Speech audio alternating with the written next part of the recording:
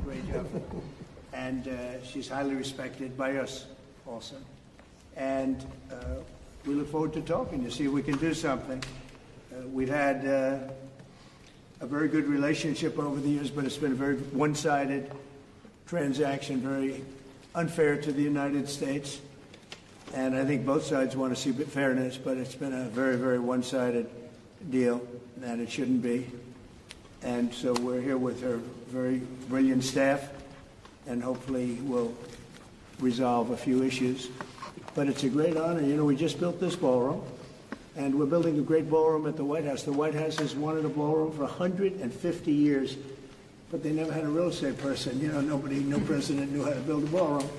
But this just opened, you know, a relatively short time ago, and it's been quite the success. And I think, I was just saying, I could take this one, drop it right down there, and it would be beautiful. This is exactly what they wanted. But it's an honor to have you at the new ballroom at Turnberry. And thank you very much. Thank you. Thank you very much, Mr. President. Thank you very much for inviting me here. Indeed, it is today about trade between the European Union and the United States. We're together the two largest economies worldwide. Right. If you look at the trade volume, it's the biggest trade volume globally, with $1.7 trillion among us. And if you look at our markets, it's a huge market, 800 million people if you take the United States and the European Union. So I'm very much looking forward to the discussions we will have now. Our staff have done some of the heavy lifting, but now it's on us. Yeah. And you are known as a tough negotiator and deal maker. What is in front? And fair. And what is in front of us? That's less important. If we are successful, I think it would be the biggest deal each of us has ever struck. So I'm very much looking forward. Ever struck by anybody? That's true. Yeah, that's true. Right now we have that honor goes to Japan. We just struck a deal with Japan, as you know. And we're very close to a deal with China. We really sort of made a deal with China, but we'll see how that goes. And we have numerous other deals. And mostly I'm just going to charge tariffs. And, you know, it's not a deal per se, but people are going to pay tariffs. And we're doing them at the low end, not the high end, because we don't want to hurt anybody. And pretty well, but you and I both figured this is really the biggest trading partnership in the world, so we should give it a shot, right? Yeah. Very much looking forward to that. Oh, thank you very much. I do too. Any questions? Mr. President, on Friday you put the chances of a deal at 50%, maybe less. It seems like you're in quite a good mood. How would you rate those chances now? I'm actually not in a good mood, but I will tell you, I think the chances are, yeah, I think Ursula would say probably 50-50 of making a deal. I hope, you know, I'd like to make a deal. I think it's good for both, but yeah, I'd say 50-50. And what would you say the main sticking points are at this moment? We have 3 or 4 sticking points. I'd rather not get in. We'll be discussing them. But I think the main sticking point is fairness. Well, can I ask why you're in a bad mood? Was it a bad morning of golf, or why you're not in a good mood? No, the golf was beautiful. Golf can never be bad, even if you play badly. It's still good. If you had a bad day on the golf course, it's okay. It's better than other days. But no, I think I look forward to this meeting. You know, we've had a hard time with trade with Europe, very hard time, and I'd like to see it resolved. But if it isn't, we'll, you know, have tariffs. They'll do what they have to do. But we have a good chance of getting it resolved. We'll probably know in about an hour. Shouldn't take that long. What about the you know, it's complicated, but not really complicated when you get right down to it, right? Well, pharmaceuticals. What about the August 1st deadline? Is there any chance that gets moved? No. The August 1st is there for everyone. The deals all start on August 1st. Most of the deals, other than steel and aluminum, which we've been getting 50% tariffs from, I guess, just about everybody, and those have come in. And we've taken in, you know, hundreds of billions of dollars just on steel and aluminum. You've seen the numbers. We had a tremendous amount of money come in over the last month, and it's coming in, you know, very rapidly, which is fair. We have a lot of steel mills and plants, aluminum mills and plants being built, We have a lot of AI being built, and we have a lot of auto plants being built or going to be built because they don't want to pay tariffs. So, if they don't want to pay tariffs, the best way to do it is just build your plant in the United States. Yes, please. Sir, what do you expect from the Europeans in terms of opening their markets to American products? Well, they have to open up to American products. We're open to European products, and we have been for forever. I don't think we have, just about don't have any, I don't think we have any product that we say you can't sell. I guess you could get a little bit cute with chips, but that's, a little bit different category too. No, Europe is very closed. We don't sell cars into Europe. We don't sell essentially agriculture of any great degree. They want to have their farmers do it, and they want to have their car companies do it. I'm not saying anything that nobody knows. We have a rough situation. If we want to sell cars in Europe, we're not allowed to. And as you know, they sell millions and millions of cars, Mercedes, BMW, so many different, Volkswagen, so many different cars, and so many millions of cars. I would imagine number one, I didn't look at that, but I would imagine number one by far, more so than even Japan. Japan sells a lot of cars too. But the Japan deal worked out very favorable, very good. I hope for them too. And that's what we want to do, make everybody happy. Yes, please. Mr. President, should Israel be doing more to allow food into Gaza? Say it. Should Israel be doing more to allow food into Gaza? What did you say? Should Israel be doing more to allow food into Gaza? Well, we gave $60 million 2 weeks ago, and nobody even acknowledged it, for food. And it's terrible. You really at least want to have somebody say thank you. No other country gave anything. We gave $60 million 2 weeks ago for food for Gaza. And nobody acknowledged it. Nobody talks about it. And it makes you feel a little bad when you do that and, you have other countries not giving anything. None of the European countries, by the way, gave. Nobody gave but us. And nobody said, gee, thank you very much. And it would be nice to have at least a thank you. And I took a lot of heat. When I do that, a lot of people aren't happy about that because they say, well, why are we doing it and nobody else? But I think we had a humanitarian reason for doing it. What's going to happen? I don't know. I can tell you that Hamas, as I said, would happen at the end. We've gotten back a lot of hostages, a tremendous number of hostages, most of them. Now we have dead hostages, and the mothers want them back, and we have 20 people approximately, but that are living. But we have a lot of bodies, and the parents want those bodies as much as they would want their child if that child were alive. I met with parents it was so sad. Sir, please get my son back. How is your son doing? Well, he's dead, but they have his body, and it's so important. It's more important. It's almost like more, but it's as important as if the child were living. These people were, they're devastated. And I said, when you get it down to a certain number, you're not going to be able to make a deal with Hamas. Because once they give them up, then they feel that that's going to be the end of them. And what I said is exactly true. They had a routine discussion the other day, and all of a sudden they hardened up. They don't want to give them back. And so Israel's going to have to make a decision. I know what I do, but I don't think it's appropriate that I say it. But Israel's going to have to make a decision. Mr. President, when you were in the Middle East, you talked about the images coming out of Gaza and the starving kids. Those images are still going. Many of them are much worse.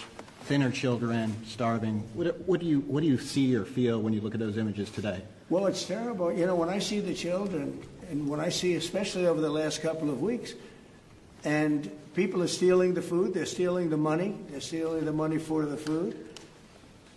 They're stealing weapons. They're stealing everything. It's a mess. That whole place is a mess. The Gaza Strip, was given many years ago so that they could have peace. That didn't work out too well.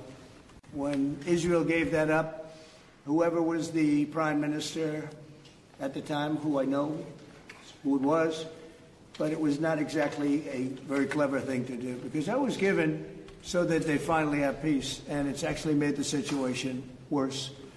But we'll see what happens. I think Iran is acting up. I think that we have a lot of people we have Venezuela acting up in a different way. They continue to send people that we rebuff to our border. They continue to send drugs into our country. Venezuela, they've been very nasty, and we can't let that happen. But we have other countries too. We do have, and this is just getting a little off subject, but we have now the safest border we've ever had.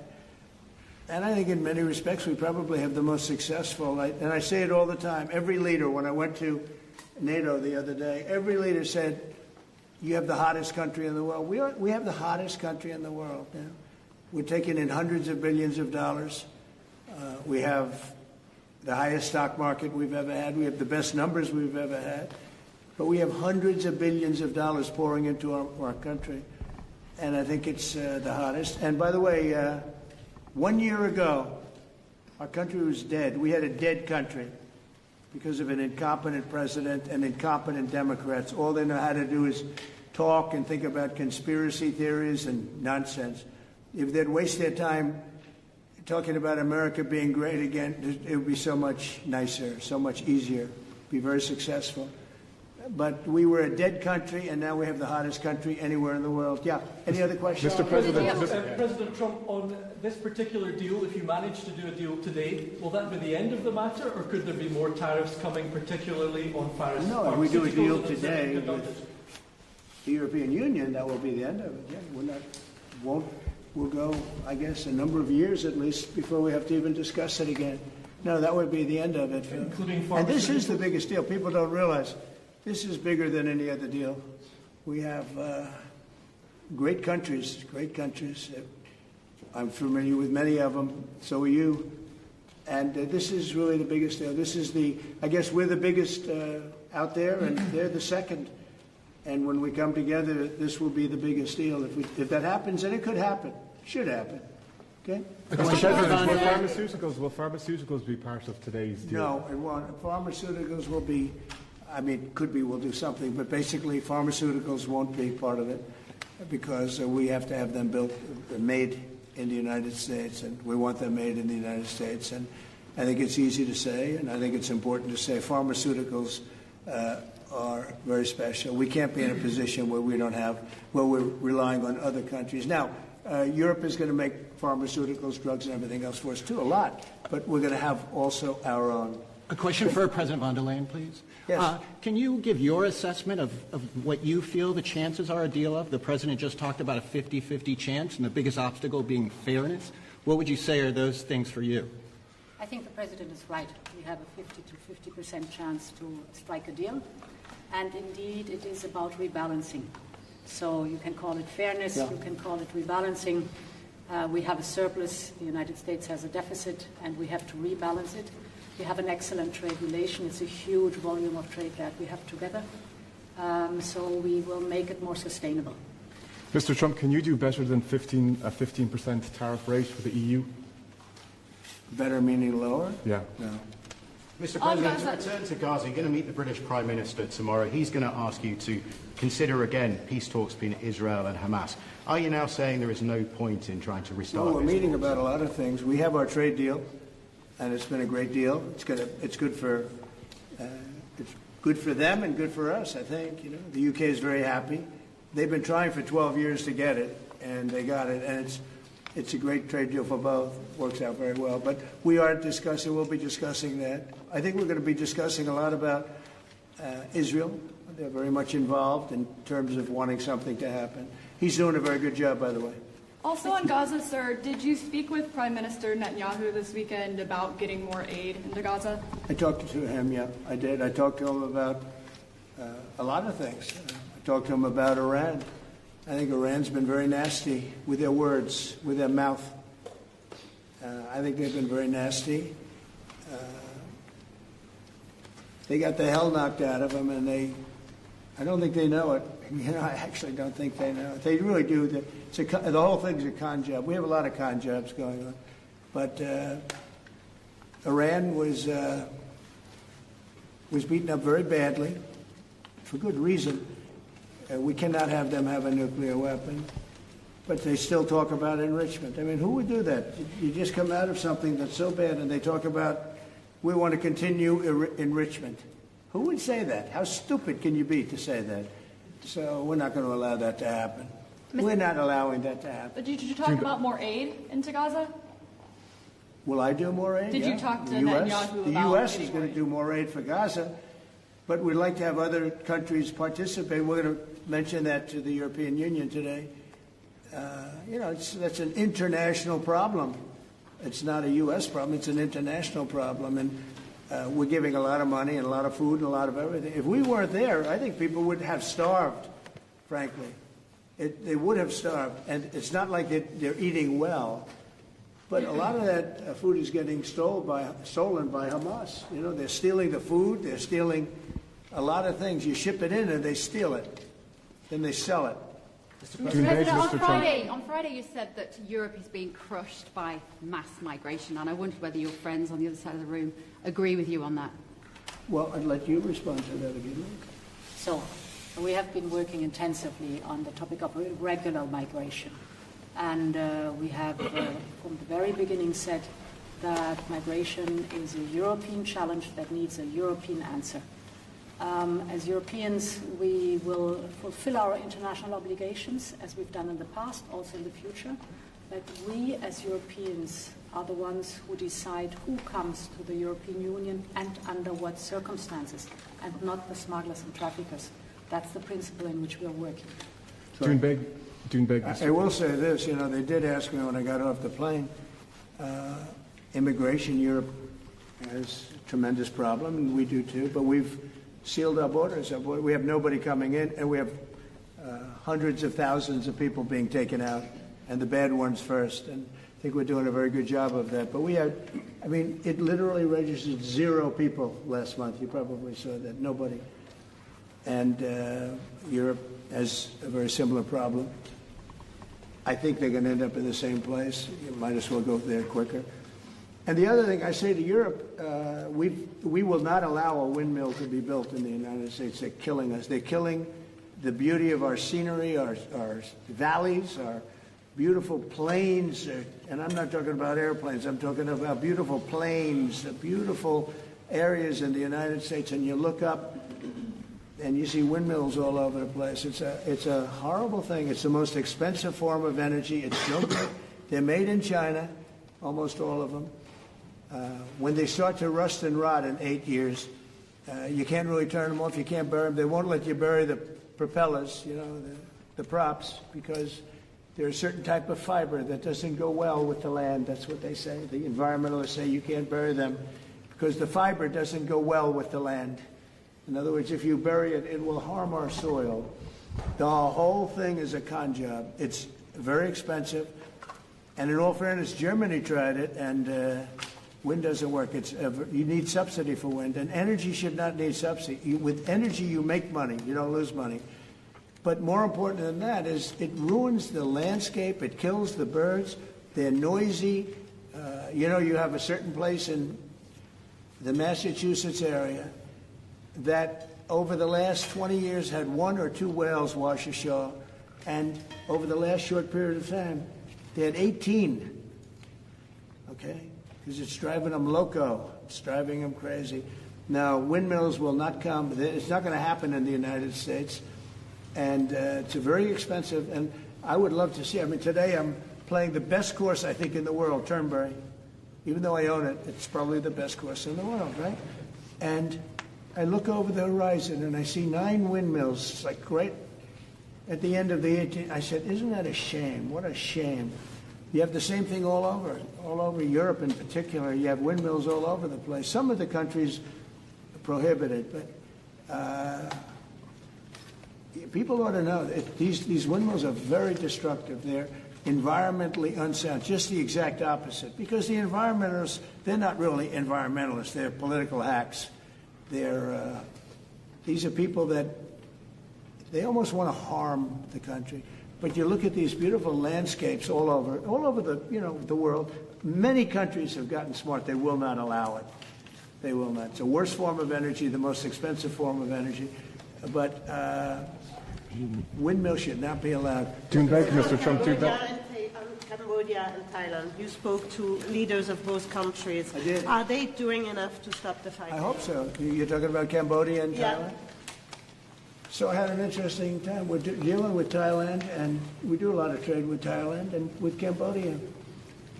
And yet, I'm reading that they're killing each other. You know, they're fighting. They're in a war.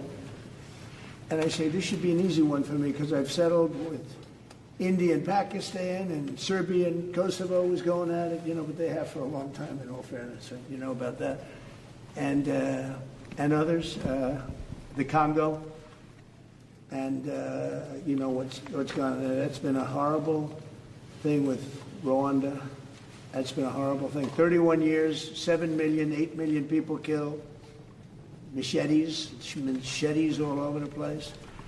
It's a terrible thing. We got that one solved. We did 5 of them. And I was saying, you know, we have a trade deal. We were working on another. We finalized another trade deal yesterday. And I asked my people, I said, how are we doing with Cambodia and how are we doing with Thailand? And they say they're going to be coming in at some point to talk. I said, well, let's call them right now. So I called the prime ministers of each. And I said, we're not going to make a trade deal unless you settle the war. A lot of people are killed, you know that, in a short period of time. The border, they're fighting pretty like wild. And I spoke to both of the prime ministers, and I think by the time I got off, I think they want to settle now. I know they're meeting today or tomorrow, and we're going to work with them. Marco Rubio's working with them also, his people, and him. I think we're going to get that. That would be a great thing, but that would have turned out to be a bad one. And I will tell you, India and Pakistan, they were really getting ready to go at it. So getting those things settled, if I can do it, and if I can use trade to do that, it's, you know, it's my honor. But I had great talks with 2 very good people that they both really would like to make a deal. So we'll see what happens. Doing back, Mr. Trump, doing back. Europe's now spending a lot more on defence thanks to you. Does that mean should they get a fairer deal on trade and exchange? Well, they're spending a lot on defense, but we're spending a lot more. You know, and we've been very generous to NATO for many, many years. And no, but we had a terrific meeting with NATO. I'd love to do as well. We had a meeting where they put up 5% instead of 2%, and they're going to pay it instead of not paying, because, you know, many people didn't pay the 2% or anywhere near it, and the 2% was too low. And we're going to be sending now military equipment and other equipment to NATO, and they'll be doing what they want, but I guess it's, for the most part, working with Ukraine. But we had a fantastic meeting. I guess it's now almost 4 weeks ago. One of the best meetings they've ever had at NATO, and the spirit and the coming together was incredible. And I stood and I listened to almost 30 speeches. That was a lot. And I was really late, and I had to leave, but I didn't want to leave before those last 10 spoke, because they go home and they tell their wife, Trump left. And they were so nice to the United States. They were all mentioning the United States, and me, but they were mentioning the United States to be here. It's such an honor, you know, et cetera. And I thought it would have been inappropriate. But I did stay. It was very hard, because I was extremely late for something else that was, you know, pretty important.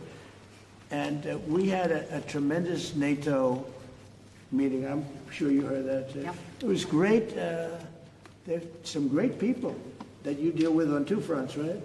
But you deal with on primarily the trade front. But I will tell you, they came together, and the relationship is really good. That was it's an interesting question, because you probably have reported it that way. It really, we came together, and they went from 2% to 5%, which nobody would have thought that was even, who would even think that? Because they didn't want to be at 2%. All of a sudden, they're 5%. And that's the right number. And so it was a great honor. I got to know the heads of those countries really very well at that meeting almost a month ago. Okay? Thank you very much, everybody. Thank you, Press. Thank you, Press. Let's go. Let's go back to work. Irish conference anytime soon, June Bay. I will. I love doing that. I'll go. Not in the strip, but I'll go see. Thank you very much. Thank you, Press.